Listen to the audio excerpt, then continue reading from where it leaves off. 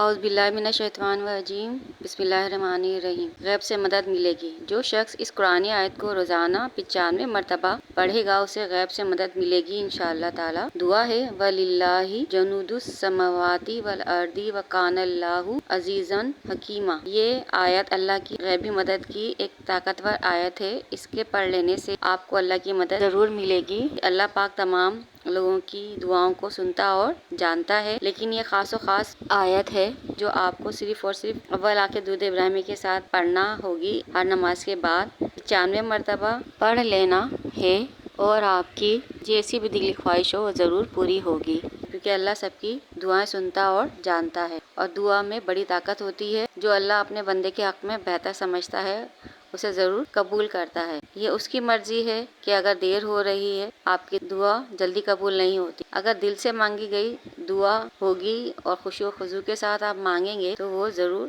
قبول ہوگی۔ دعا کو آپ معمولی نہ سمجھیں، اور اللہ بڑا غفور الرحیم ہے، وہ اپنے بندے پر کرم فرمائے گا۔ خاص کرم کرنے کے لیے وہ تیار رہتا ہے ہر دم، مگر کوئی اس سے مانگ کر تو دیکھے، کیونکہ وہ 70 ماؤں سے بھی زیادہ قریب ہے۔ مجھے اپنی دعاؤں میں یاد رکھیں۔